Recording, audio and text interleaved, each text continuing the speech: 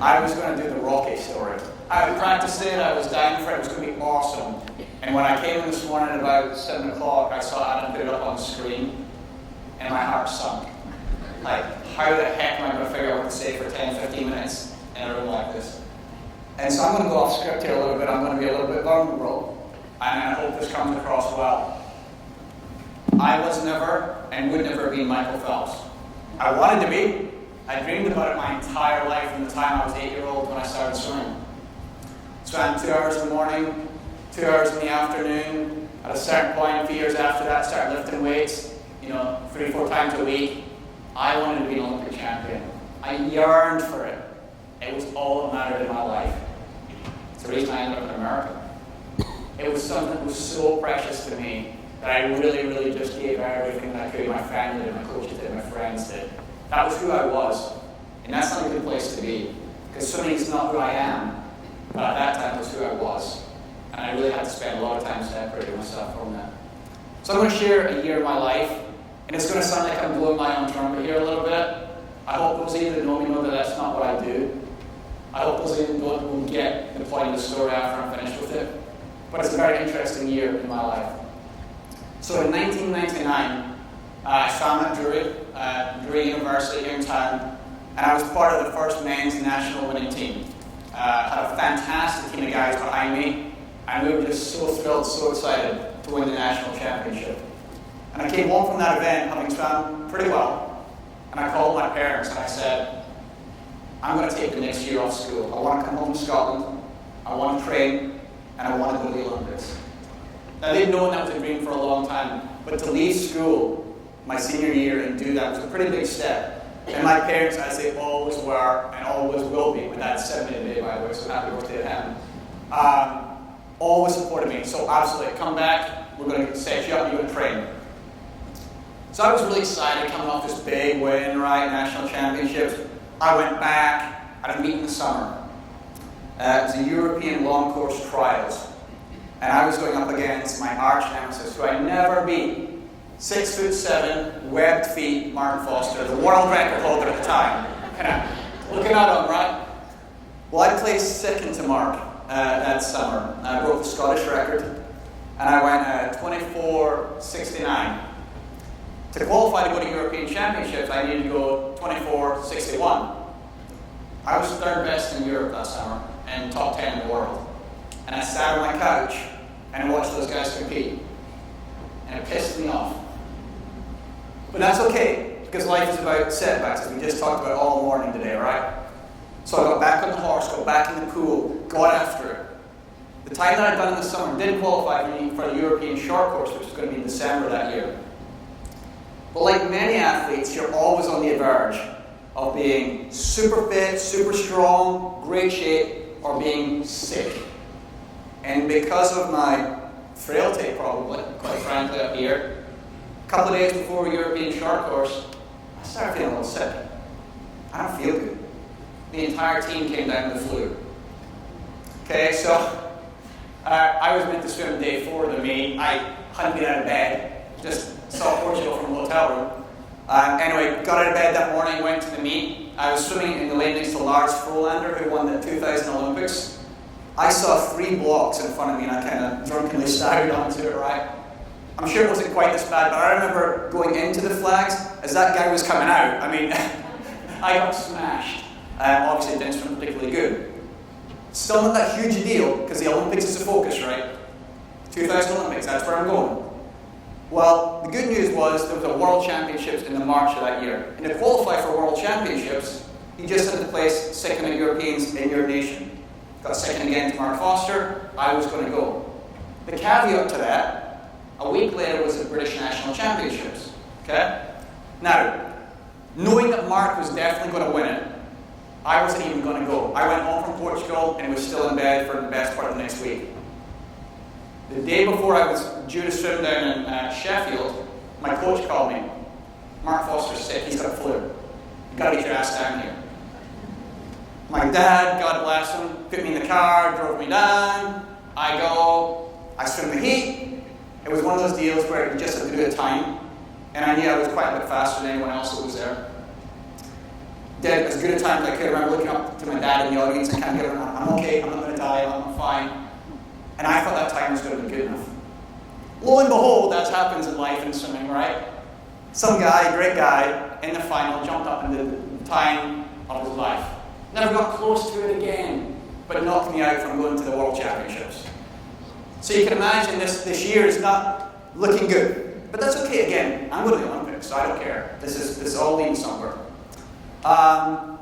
Go to Australia for 6 weeks, get a chance to swim in the Olympic pool. You guys probably remember in 2000.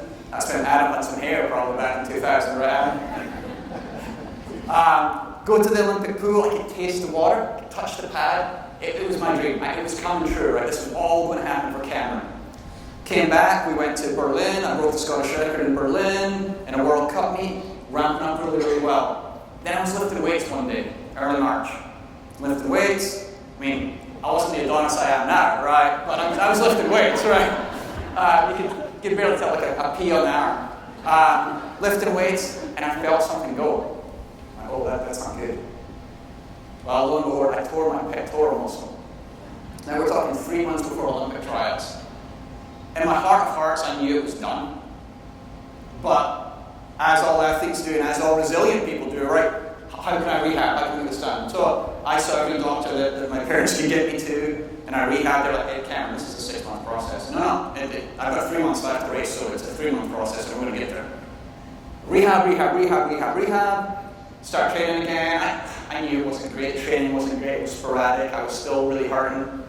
Anyway, my girlfriend, my wife at that time, flew over and with my dad and her, we drove back down to Sheffield for the Olympic trials. The day before my event, and I was confident still, but self-doubt. Every athlete's got self-doubt, or every person's got self-doubt, right? I was going through my warm-up, going through training, doing some sprints. Go off the block, I feel it rip. And I mean rip. You could get 3 knuckles in my pec. I didn't tell anybody. Should have. Just told my coach, yeah, I'm done for the day, I'm ready to roll tomorrow. Went back to my hotel room and I spoke to my girlfriend at the time, and I was upset, as you can imagine. I knew it was over. Middle of the night, I had to go down and knock on my coach's door and tell him that I couldn't do it. And he was awesome, as you can imagine. It was tough. It was very tough. Now, most of you probably think I'm still 25, but I'm actually 45. My hairline's not too dissimilar to Adam's. I had to get over that, but it took a long time. And I know this is an upbeat conference, and I'm going to get to the upbeat part here in a second. I'm 45. I do struggle with this every day. It's a missing piece of my life. I wouldn't have won an Olympic medal. I want to be very clear. I wasn't that good. I was up here, but not in reality, right? But I wanted it so bad. I dreamed about it so bad. And that was a boy's dream. Many of you out here have much more grave and serious situations in your life. I'm reminded as I look behind me the people in Ukraine right now with this colour scheme, right? I was just a dumbass kid from Scotland that wanted to swim in a big pool and maybe win a medal. But to me it was real. To me it was my dream, and I didn't get to achieve it. And the hard part is the not knowing, right? I'll never know if I could have made that team. I believe I could have, but I don't know. But, and here we go, uplifting time, right? The reality is I went on, I swam another year after that. In fact, I came back to college, I graduated, swam one more year. I was only able to train 4 weeks my senior year, which in one way was kind of nice. I got to drink a few beers and party a little bit, right? A little different. But I went to nationals, and I think the team got sick in that year. I came home again to Scotland, and I swam for 1 more year. I was selected to represent Scotland again at the Commonwealth Games that following summer, and I made the final. I was off my best time. I hadn't really trained in a year and a half, but I made the final. I was proud of that effort. It was, I wouldn't want to say it's full circle, but it gave me some sort of closure on my swimming career. And as I kind of reflected over the last 20 years, one of the things that I'm really excited about is where I am today. Right here on the stage, speaking to good people, right? My swimming really opened doors for me. It brought me to America, got me a great education. It allowed me to meet my wife. We've had 2 beautiful children. We've been married for 21 years this year. It allowed me to do this job. In fact, it's probably brought Richard and I together. You know, I was working at Marseille for a short period of time, and then met Richard, and I think we had 5 lunches. I wasn't sure if he was trying to hire me or date me, if I'm being very honest, but we had a great time, and swimming's been a wonderful part of my life. I look back on such fond memories. But I wanted to share that story with you today.